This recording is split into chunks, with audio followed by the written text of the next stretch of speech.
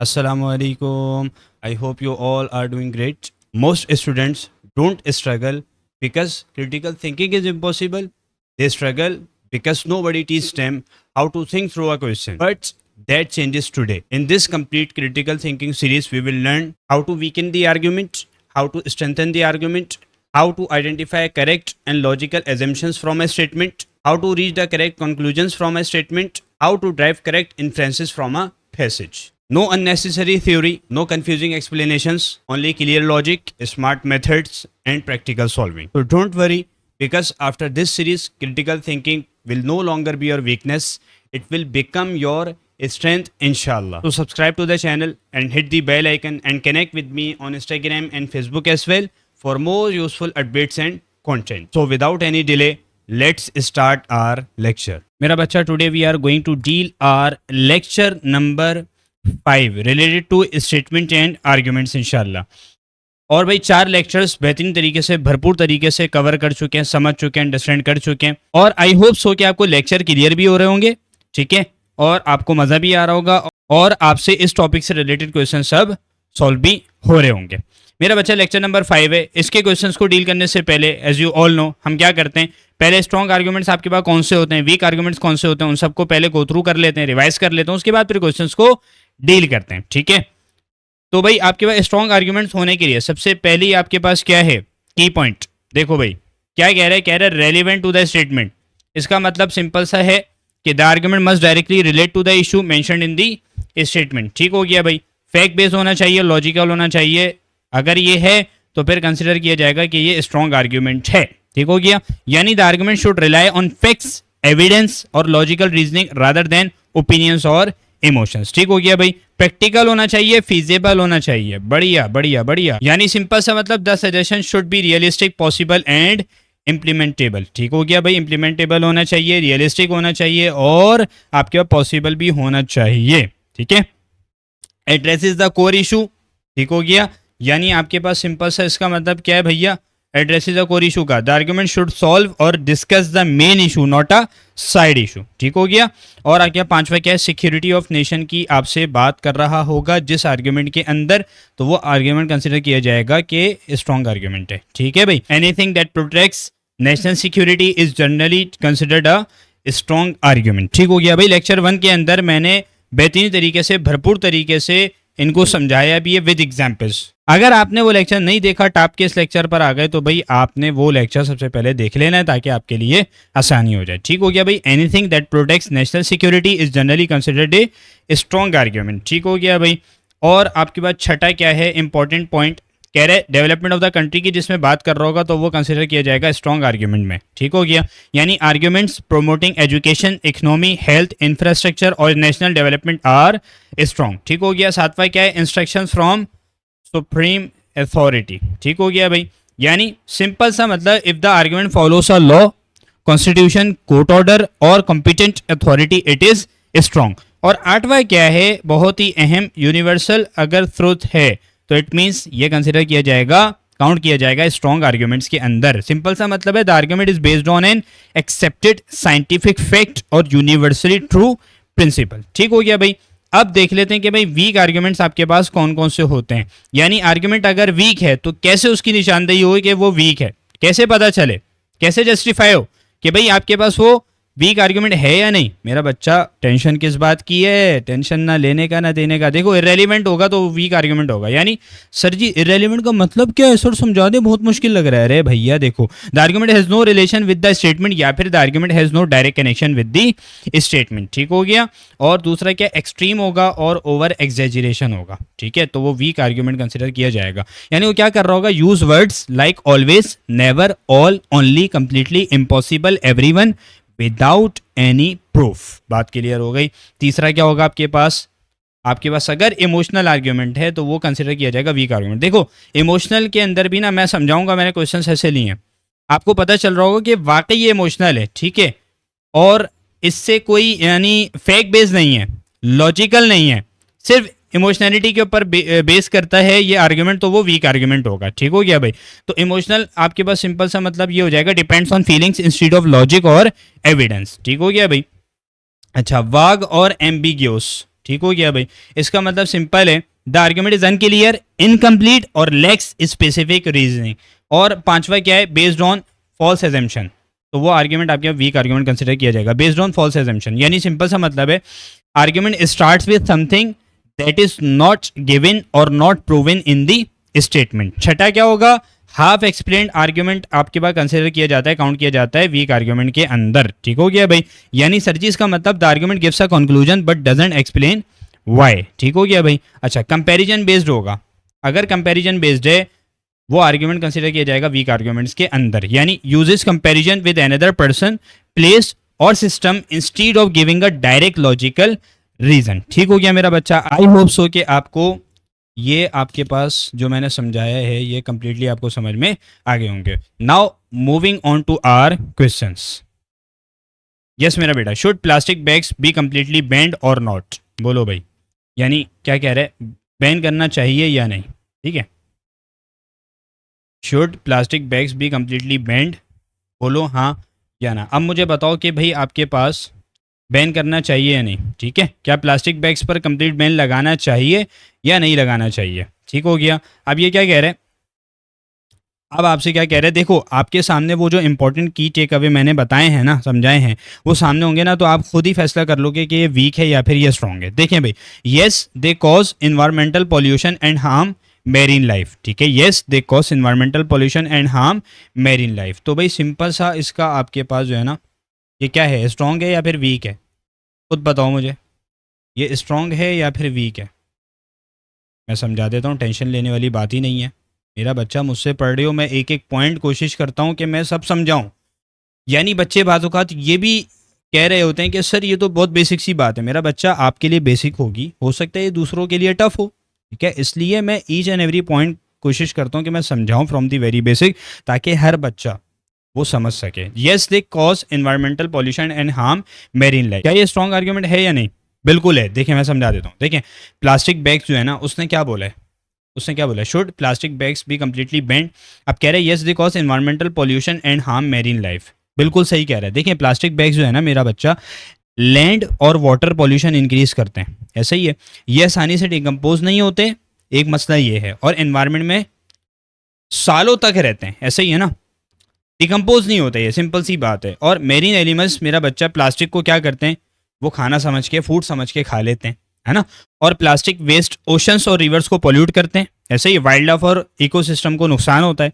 और plastic pollution public health और environmental sustainability को अफेक्ट करता है। ठीक है मेरा बच्चा, तो बैन लगाने से फायदा क्या होगा, इन्वायरमेंटल डैमेज को कम किया जा सकता है। तो इट मीन्स मैं क्या कहूँगा, ये स्ट्रॉन्ग आर्ग्यूमेंट है। ठीक हो गया भाई, ये आपके पास ठीक हो गया।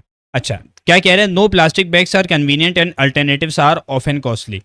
ये भी एक रीज़न पेश कर रहा है जो कि बिल्कुल फेक बेस है। ठीक है, रेलिवेंट टू द स्टेटमेंट है, फेक बेस है, लॉजिकल है। ठीक है, तो आपके पास इसको भी समझ लेते हैं कि भाई क्या ये फॉलो करेगा या नहीं करेगा। ठीक हो गया। देखो पहला वाला आपके पास क्या नहीं है, वीक नहीं है, इररेलेवेंट भी नहीं है, एक्सट्रीम भी नहीं है, इमोशनल भी नहीं है, एम्बिग्यूस भी नहीं है, फॉल्स एजम्पशन भी नहीं है, हाफ एक्सप्लेन भी नहीं है, और ना ही कंपैरिजन बेस्ड है। ऐसा ही है ना। आप क्या कह रहे हैं, no plastic bags are convenient and alternatives are often costly. Simple सी बात है, देखिए प्लास्टिक बैग्स लाइट वेट और ईजी टू कैरी होते हैं, कस्टमर्स और शॉपकीपर्स के लिए कन्वीनियंट होते हैं। क्लॉथ या पेपर बैग्स कई जगह ज्यादा एक्सपेंसिव होते हैं और लो इनकम फैमिलीज के लिए अल्टरनेटिव्स अफोर्ड करना मुश्किल हो सकता है। बाकी स्मॉल बिजनेसेस की पैकेजिंग कॉस्ट इंक्रीज हो सकती है। सडन कंप्लीट बैन से बिजनेसेस और कंज्यूमर्स को एडजस्टमेंट प्रॉब्लम्स हो सकती हैं। सारी वजूहत हैं, मैं आपको डिटेल के अंदर समझा रहा हूं। अल्हम्दुलिल्लाह, कॉस्ट और कन्वीनियंस भी पब्लिक पॉलिसी बनाते वक्त मेरा बच्चा इंपॉर्टेंट फैक्टर्स हैं, बोलो हाँ या ना। ठीक हो गया। तो ये भी अपनी जगह एक मेरा बच्चा बेहतरीन दलील पेश कर रहा है। तो आप क्या करोगे, इसको भी स्ट्रॉन्ग, इसको भी स्ट्रॉन्ग। ठीक हो गया भाई। तो आपने क्या कहा, इररेलेवेंट भी नहीं है, ठीक है, और आपके पास इमोशनल भी नहीं है, वाक भी नहीं है, ठीक है, और कंपैरिजन बेस भी नहीं है। सही है जी, सारी चीज़ें मैंने आपको बता दी। तो बोथ 1 and 2 आर स्ट्रॉन्ग। तो ये आपके पास स्ट्रॉन्ग आर्ग्यूमेंट्स दोनों कंसिडर किए जाएंगे। Option B is the right possible answer of this question. Moving on to our next question. जी क्या कह रहे हैं, should celebrities be held accountable for the products they endorse? बोले भाई, should celebrities be held accountable for products they endorse? ठीक हो गया भाई। भाई सिंपल सी इसमें आपसे बात कर रहे हैं, क्या कह रहे हैं, क्या सेलिब्रिटीज़ को उन प्रोडक्ट्स के लिए रिस्पॉन्सिबल होना चाहिए जिनकी वो इंडोर्समेंट करते हैं, जिनकी वो एडवर्टाइजमेंट करते हैं, जिनको वो प्रोमोट कर रहे होते हैं? बताओ भाई, हाँ या ना? अब देखो आर्ग्यूमेंट्स पढ़ो खुद, आर्ग्यूमेंट्स पढ़ो, देखो क्या कह रहे हैं। कह रहे हैं yes they influence public opinion and should promote ethical brands. ठीक है, तो क्या ख्याल है भाई, इसके आपके पास पॉसिबिलिटीज़ क्या क्या होंगी बताओ भाई। देखिए मैं आपको समझा देता हूँ, क्लियर करता हूँ, फिर आप फैसला कीजिएगा। देखिए सेलिब्रिटीज़ का पब्लिक पर स्ट्रॉन्ग इन्फ्लुएंस होता है नहीं होता? बिल्कुल होता है। ऐसा ही है ना, बहुत से कंज्यूमर्स, देखिए हम और आप भी बाज़ औक़ात क्या कर रहे होते हैं, कोई सेलिब्रिटी इंडोर्समेंट कर रहा होता है किसी प्रोडक्ट की, तो हम क्या करते हैं, हम बोलते हैं फलाने ने किया था, खरीद के देख लेते हैं। ऐसा ही है ना, तो बहुत से कंज्यूमर सेलिब्रिटी रिकमेंडेशंस पर ट्रस्ट करते हैं। तो और क्या होता है, सेलिब्रिटी इंडोर्समेंट परचेसिंग डिसीजंस को अफेक्ट कर सकती है, ऐसा ही है। और हार्मफुल या मिसलीडिंग प्रोडक्ट्स प्रमोट करने से कंज्यूमर्स को नुकसान हो सकता है। पब्लिक फिगर से एथिकल रिस्पॉन्सिबिलिटी एक्सपेक्ट की जा सकती है और रिस्पॉन्सिबल इंडोर्समेंट्स कंज्यूमर्स का ट्रस्ट मेंटेन करते हैं, ऐसा ही है। और एथिकल ब्रांड्स को प्रमोट करना सोसाइटी के लिए बेनिफिशियल हो सकता है। ये क्वेश्चन मेरा बच्चा अकाउंटेबिलिटी का है, ऐसा ही है। और आर्ग्यूमेंट क्या बता रहे हैं, कह रहे अकाउंटेबिलिटी क्यों होनी चाहिए, ऐसा है या नहीं? ठीक हो गया भाई, फेक बेस भी है, लॉजिकल भी है। क्यों? क्योंकि सेलिब्रिटी इन्फ्लुएंस ये रिलेट करता है पीपल ट्रस्ट इंडोर्समेंट्स के साथ, और ये रिलेट करता है रिस्पॉन्सिबिलिटी शुड एग्जिस्ट। तो ये कंप्लीट आपके पास एक लॉजिकल चेन बन रही है। आई होप सो कि आपको क्लियर हो रहा होगा, लॉजिकल भी है, ठीक है भाई। और प्रैक्टिकल और फिजिबल है या नहीं? देखें रियल वर्ल्ड एडवर्टाइजिंग और इन्फ्लुएंसर मार्केटिंग इसी प्रिंसिपल पर चलती है, ऐसे ही है ना। रियल वर्ल्ड एडवर्टाइजिंग और इन्फ्लुएंसर मार्केटिंग इसी प्रिंसिपल पर चलती है, ठीक हो गया भाई। तो कोर इशू को एड्रेस भी कर रहे हैं, यानी ये डायरेक्ट रीजन दे रहा है कि अकाउंटेबल क्यों होना चाहिए। बाकी वीक आर्ग्यूमेंट तो नहीं है, रेलिवेंट भी नहीं है, एक्सट्रीम भी नहीं है, इमोशनल भी नहीं है, वाक भी नहीं है, फॉल्स एजम्पशन भी नहीं है, हाफ एक्सपीरियंस भी नहीं है, कंपैरिजन बेस्ड भी नहीं है। तो ये आपके पास स्ट्रॉन्ग आर्ग्यूमेंट कंसिडर किया जाएगा। अच्छा, no their job is to advertise not to verify the products quality. अच्छा भाई समझ लेते हैं, समझ लेते हैं कि क्या ये आपके पास ठीक है या नहीं। ठीक हो गया, देख लेते हैं, मैं समझा देता हूँ क्या कह रहा है। No their job is to advertise not to verify the products quality. अच्छा अब सीन क्या है, ये आर्ग्यूमेंट फॉलो करेगा या नहीं करेगा बताओ भाई, हाँ या ना? देखें मैं आपको क्लियर कर देता हूँ, सिंपल सा मतलब है इसका। देखें सेलिब्रिटीज प्राइमरीली मार्केटिंग एम्बेसडर्स होते हैं, ऐसा ही है। प्रोडक्ट की टेस्टिंग और क्वालिटी एश्योरेंस मैन्युफैक्चरर की रिस्पॉन्सिबिलिटी होती है, ठीक है। प्रोडक्ट की टेस्टिंग और क्वालिटी एश्योरेंस मैन्युफैक्चरर की रिस्पॉन्सिबिलिटी होती है। सेलिब्रिटीज हर प्रोडक्ट की टेक्निकल वेरिफिकेशन नहीं कर सकते ना यार, ठीक हो गया, पॉसिबल थोड़ी है। और लीगल रिस्पॉन्सिबिलिटी कंपनी और रेगुलेटरी अथॉरिटीज़ की भी होती है। और एंडोर्समेंट का पर्पस क्या है, अवेयरनेस क्रिएट करना है, सर्टिफिकेशन देना नहीं है। और हर प्रोडक्ट डिफेक्ट के लिए सेलिब्रिटी को लाइबल बनाना ये प्रैक्टिकल नहीं हो सकता। और अकाउंटेबिलिटी का स्कोप डिफाइन करना ज़रूरी होता है। मेरा बच्चा रेलिवेंट टू द स्टेटमेंट है या नहीं है बताओ भाई? बिल्कुल रेलिवेंट टू द स्टेटमेंट है, फैक्ट बेस और लॉजिकल है या नहीं है, ठीक है। यानी एडवर्टाइजमेंट आपके पास है, फिर आपके पास एडवर्टाइजमेंट लिंक कर रहा है किससे, मैन्युफैक्चरर वेरीफाइज क्वालिटी से, फिर ये बता रहे हैं कि सेलिब्रिटी का रोल अलग है। तो ये एक चेन बन रही है कंप्लीट, ठीक है। तो आपके पास क्या है, प्रैक्टिकल भी है, फिजिबल भी है, ठीक हो गया भाई। और एड्रेसेस अ कोर इशू या नहीं? मेरा बच्चा डायरेक्ट रीज़न दिया है कि सेलिब्रिटीज़ को अकाउंटेबल क्यों ना माना जाए, ऐसा ही है। तो आपके पास क्या है, इररेलेवेंट नहीं है, ठीक हो गया। और आपके पास क्या नहीं है, इररेलेवेंट भी नहीं है, और आपके पास क्या नहीं है, एक्सट्रीम भी नहीं है, इमोशनल भी नहीं है, वाग और एम्बिग्यूस भी नहीं है, फॉल्स एजम्पशन भी नहीं है, हाफ एक्सप्लेन भी नहीं है, कंपैरिजन बेस्ड भी नहीं है। क्या ये बात क्लियर हो रही है? पक्की रिपोर्ट है, बोलो भाई हाँ या ना। ठीक हो गया भाई। तो आपके पास ये दोनों क्या हैं, स्ट्रॉन्ग आर्ग्यूमेंट हैं। तो मैं क्या कह सकता हूँ भाई, बोथ 1 and 2 आर स्ट्रॉन्ग। ठीक हो गया, option D is the right possible answer. Moving on to our next question. Yes मेरा बेटा, मज़ा आ रहा है ना देखो पढ़ने में, बताना मुझे लाजमी, ठीक है। और अपने सर्कल के अंदर भी शेयर करना, लेक्चर्स को भी और चैनल को भी इंशाल्लाह ताला, ठीक है।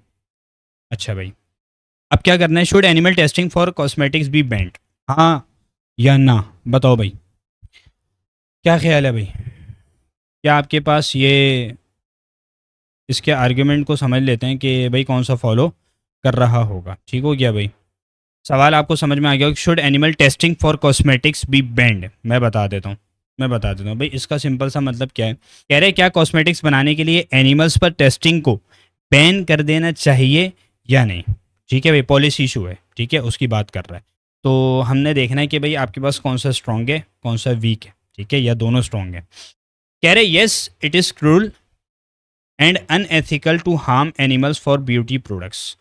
अब मुझे बताओ कि क्या ये आपके पास मेरा बच्चा स्ट्रॉन्ग आर्ग्यूमेंट होगा या वीक होगा। ठीक है, देखें भाई मैं आपको क्लियर करता हूँ। देखें मेरा बच्चा, एनिमल्स अननेसेसरी पेन और सफरिंग फेस करते हैं, हाँ या ना, इससे, ठीक है।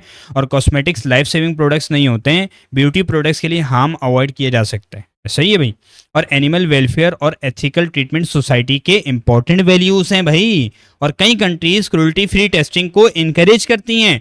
अल्टरनेटिव टेस्टिंग मेथड्स भाई, सेल कल्चर्स होते हैं, कंप्यूटर मॉडल्स होते हैं, अवेलेबल हो सकते हैं, ऐसे ही है ना। एथिकल बिजनेस प्रैक्टिसेस को प्रमोट किया जा सकता है और बैन से अननेसेसरी एनिमल सफरिंग रिड्यूस हो सकती है। क्या ये रेलिवेंट टू द स्टेटमेंट है, हाँ या ना। देखो क्वेश्चन क्या कह रहे हैं, एनिमल टेस्टिंग बैन करने के बारे में हमसे पूछ रहा है, ठीक है। तो आर्ग्यूमेंट क्या है, इसी का मेरा बच्चा एथिकल रीजन दे रहा है, ठीक है, फैक्ट बेस है, लॉजिकल है, बिल्कुल है। देखें एनिमल टेस्टिंग लिंक कर रहा है एनिमल सफरिंग, लिंक कर रहा है एथिकल कंसर्न, और लिंक कर रहा है बैन का जस्टिफिकेशन, ऐसा ही है। तो कंप्लीट लॉजिकल चेन भी बन रही है। बाकी प्रैक्टिकल और फिजिबल है या नहीं भाई, एनिमल वेलफेयर पॉलिसी एक रियल वर्ल्ड इशू है, ठीक है, हवाओं में तीर नहीं चला रहे। और इसके अंदर डायरेक्ट रीजन भी दिया हुआ है कि बैन क्यों होना चाहिए, कोर इशू को भी एड्रेस कर रहा है। देखें क्या ये वीक आर्ग्यूमेंट है या नहीं, इररेलेवेंट ना, एक्सट्रीम ना, इमोशन ना। देखें इमोशनल नहीं है, जस्ट इमोशनल नहीं है। अब आप में से ना बाल बच्चे समझ रहे होंगे सर ये तो कह रहे हैं yes it is cruel and unethical to harm animals for beauty products. Sir ये तो इमोशनल है, सर ये तो इमोशनल है। भाई इमोशनल नहीं है। देखें मुझे एक बात बताएं, यहाँ पर जो कीवर्ड्स है ना आप देखो, क्रूल और अनएथिकल, ये क्या है मेरा बच्चा, इमोशनल वर्डिंग ज़रूर है लेकिन सिर्फ इमोशन नहीं है, ठीक है। इसके पीछे क्या छुपा हुआ है, एथिकल प्रिंसिपल और पॉलिसी रीजनिंग भी है, इसलिए क्या है ये स्ट्रॉन्ग कंसिडर किया जाएगा। क्या ख्याल है, बोलो भाई हाँ या ना। ठीक हो गया मेरा बच्चा, मैं क्लियर भी कर देता हूँ और क्लियर कर देता हूँ। देखें भाई आपके पास क्या है, ये जस्ट आपके पास इमोशनल नहीं है। देखें अगर वो ये कहता है ना, अगर वो ये कहता है yes poor animals cry everyday so this practice should be band, यहाँ जस्ट इमोशनैलिटी के ऊपर बेस कर रहा है ये आर्गुमेंट। अगर वो ये कहता है yes poor animals cry everyday so this practice should be band, फिर मैं कहता इमोशनल है, ठीक है। और अगर वो ये कहता people who support animal testing have no heart, उनका दिल ही नहीं है, उनके पास दिल ही नहीं होता, सीने में दिल ही नहीं है, ठीक है। तो भाई ये आपके पास इंसल्ट भी है और इमोशनल भी है, ठीक है, तो फिर मैं वीक मान लेता। अभी क्या कह रहे हैं, yes it is cruel and unethical to harm animals for beauty products. इसमें दो वर्ड्स आपको क्लियर नजर आ रहे होंगे, क्रूल है और अनएथिकल है, ठीक है। भाई आप देखोगे तो आपको लगेगा कि सर ये तो इमोशनल है लेकिन ये एथिकल रीजनिंग है, ऐसे ही है ना मेरा बच्चा। तो ये आपके पास स्ट्रॉन्ग आर्ग्यूमेंट में कंसिडर किया जाएगा, ठीक हो गया भाई, काउंट किया जाएगा। अच्छा अब दूसरा क्या कह रहा है, ये no it ensure safety for human consumers. क्या आपके पास ये क्या है, ये स्ट्रॉन्ग है या नहीं है, बोलो।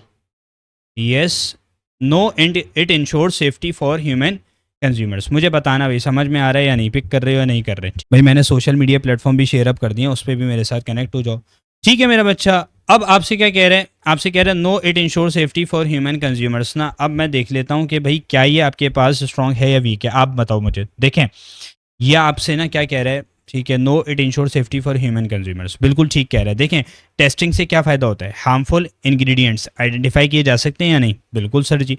अनसेफ कॉस्मेटिक कंज्यूमर्स की हेल्थ को, देखें अनसेफ कॉस्मेटिक्स कंज्यूमर्स की हेल्थ को अफेक्ट कर सकते हैं या नहीं, बिल्कुल कर सकते हैं। देखिए प्रोडक्ट सेफ्टी मैन्युफैक्चरर्स की रिस्पॉन्सिबिलिटी होती है, ठीक है, प्रोडक्ट सेफ्टी मैन्युफैक्चरर्स की रिस्पॉन्सिबिलिटी होती है। और ह्यूमन एलर्जिक रिएक्शंस या फिर टॉक्सिक इफेक्ट्स को रिड्यूस करने की कोशिश की जा सकती है। गवर्नमेंट्स और रेगुलेटर्स कंज्यूमर सेफ्टी को इंपॉर्टेंस देते हैं और सेफ्टी टेस्टिंग के बिना रिस्की प्रोडक्ट्स मार्केट में आ सकते हैं। तो मेरा बच्चा कंज्यूमर प्रोटेक्शन भी पब्लिक पॉलिसी का इंपॉर्टेंट ऑब्जेक्टिव है, सही है। रेलिवेंट टू द स्टेटमेंट भी है, फैक्ट बेस्ड भी है, ऐसे ही प्रैक्टिकल फीजिबल भी है और एड्रेसेस द कोर इशू भी है। इररेलेवेंट नहीं है, इमोशनल नहीं है, एक्सट्रीम नहीं है, वाग नहीं है, फॉल्स एजम्पशन नहीं है, हाफ एक्सपीरियंस नहीं है, कंपेरिजन बेस्ड नहीं है, ठीक हो गया मेरा बच्चा। देखो इसके अंदर ना दो चीज़ों की बात हो रही है। आर्ग्यूमेंट 1 के अंदर एनिमल वेलफेयर की बात हो रही है, ठीक है, और प्लस एथिक्स की बात कर रहा है। दूसरे के अंदर human safety plus consumer protection. तो दोनों पब्लिक पॉलिसी के वैलिड ऑब्जेक्टिव्स हैं। ठीक हो गया मेरा बच्चा। तो क्या हो रहा है आपके पास, ये इसलिए स्ट्रॉन्ग कंसिडर किए जाएंगे दोनों। मैं क्या कह सकता हूँ, मैं कह सकता हूँ कि बोथ 1 and 2 आर स्ट्रॉन्ग। ठीक हो गया। Moving on to our last question of this lecture.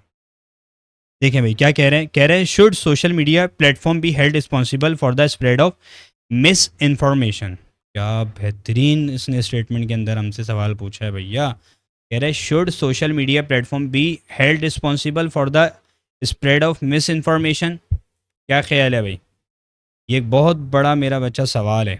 ठीक है, मासूमाना सा। क्या कह रहा है, क्या सोशल मीडिया प्लेटफॉर्म्स को मिस इन्फॉर्मेशन यानी जो गलत खबरें होती हैं ना उसको फैलाने का जिम्मेदार ठहराना चाहिए या नहीं, बताओ भाई। सही है भाई। तो आपसे क्या कह रहा है आर्गुमेंट के अंदर, yes they have the power to regulate content. ठीक है, yes they have the power to regulate content and prevent the spread of fake news. बड़ी बेहतरीन बात कर रहा है। ठीक है, बिल्कुल दलील के साथ बात कर रहा है, हवाओं में तीर नहीं चला रहा। ठीक हो गया मेरा बच्चा। तो आपने क्या किया भैया, इसको आपने हाईलाइट कर दिया। ठीक हो गया भाई कि yes they have the power to regulate content and prevent the spread of fake news. ठीक हो गया, स्ट्रॉन्ग आर्ग्यूमेंट कंसिडर किया जाएगा। देखें मेरा बच्चा, सोशल मीडिया प्लेटफॉर्म्स अपनी वेबसाइट्स और अपनी एप्स के कंटेंट को मॉडरेट कर सकते हैं, ऐसा ही है। फेक न्यूज़ डिटेक्ट और रिमूव करने के लिए एल्गोरिथम्स और मॉडरेशन सिस्टम्स यूज़ किए जा सकते हैं। हार्मफुल मिस इन्फॉर्मेशन, इसको लेबल या रेस्ट्रिक्ट किया जा सकता है ना भाई। हार्मफुल मिस इन्फॉर्मेशन को लेबल या रेस्ट्रिक्ट किया जा सकता है ना। बाकी प्लेटफॉर्म्स कम्युनिटी गाइडलाइंस इन्फोर्स कर सकते हैं। मिस इन्फॉर्मेशन सोसाइटी में पैनिक, कन्फ्यूजन और हार्म क्रिएट कर सकती है भाई। बहुत बड़ी आपके पास जो है ना तबाही है ये। और क्या है, कंटेंट रेगुलेट करके फेक न्यूज़ का स्प्रेड कम किया जा सकता है। बाकी प्लेटफॉर्म्स के पास टेक्निकल कंट्रोल है, इसलिए कुछ रिस्पॉन्सिबिलिटी भी हो सकती है, लाजमी सी बात है। रेलिवेंट टू द स्टेटमेंट भी है। ठीक है, फैक्ट बेस और लॉजिकल भी है। ठीक हो गया, प्रैक्टिकल और फिजिबल भी है। सही है भाई। और आपके पास कोर इशू को भी एड्रेस कर रहा है ये आर्ग्यूमेंट। ठीक है, डायरेक्ट रीजन दे रहा है कि भाई प्लेटफॉर्म्स को रिस्पॉन्सिबल क्यों माना जा सकता है।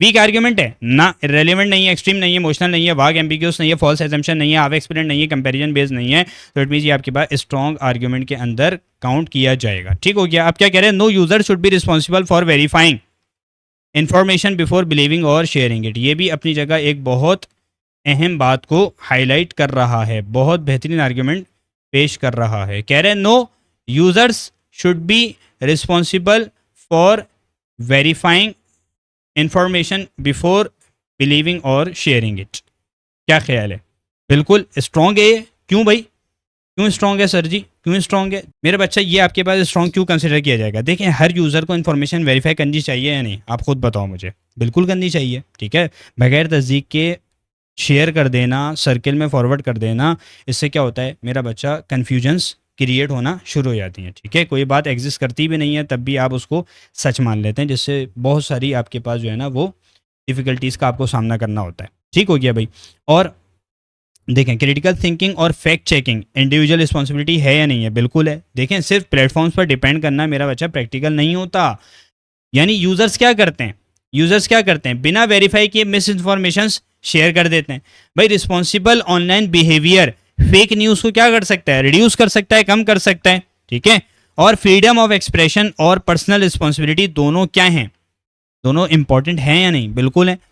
ठीक है जी। और ये जो गलत खबरें हैं ना, फेक न्यूज़ है, और ये जो मिस इन्फॉर्मेशन है, इसको रोकने में यूज़र्स का इंपॉर्टेंट रोल होता है। इसलिए आपके पास ये भी क्या हो जाएगा, स्ट्रॉन्ग आर्ग्यूमेंट के अंदर काउंट किया जाएगा। ठीक हो गया भाई। क्या ये वीक आर्ग्यूमेंट है, ना irrelevant, extreme, emotional, vague, ambiguous, false assumption, half experience, comparison based, इनमें से कोई भी नहीं है। रेलिवेंट टू द स्टेटमेंट भी है, फैक्ट बेस और लॉजिकल भी है, और प्रैक्टिकल और फीजिबल भी है, और कोर इशू को भी एड्रेस कर रहा है। डायरेक्ट रीजन दे रहा है कि सिर्फ प्लेटफॉर्म्स को रिस्पॉन्सिबल नहीं माना जाना चाहिए। ठीक है, तो आपके पास क्या हो जाएगा भाई, ये आपके पास स्ट्रॉन्ग आर्ग्यूमेंट कंसिडर किया जाएगा। ठीक हो गया जी। सो आप क्या कहेंगे, both 1 and 2 are strong. Option D is the right possible answer of this question. मेरा बच्चा, this is all from this lecture. I hope कि आपको each and every concept, each and every question crystal clear हो गया होगा। Kindly अपना feedback लाजमी दीजिएगा और अपनी दुआओं के अंदर मुझे खुसूसी तौर पर याद रखिएगा। मैं लेक्चर नोट्स और प्रैक्टिस शीट्स दोनों अटैच करूँगा डिस्क्रिप्शन बॉक्स में, आप मेरा बच्चा वहाँ से डाउनलोड कर सकते हैं और अपनी प्रैक्टिस को मज़ीद मजबूत और स्ट्रॉन्ग कर सकते हैं। मुझे अपनी नेक दुआओं के अंदर याद रखिएगा। चैनल को मेरा बच्चा अपने सर्किल के अंदर ज़्यादा से ज़्यादा भरपूर तरीके से शेयर अप कीजिए, शपाटा तरीके से शेयर अप कीजिए, और लेक्चर्स को भी अपने सर्किल के अंदर शेयर करना ना भूलिए। जज़ाकल्लाह। अस्सलाम वालेकुम।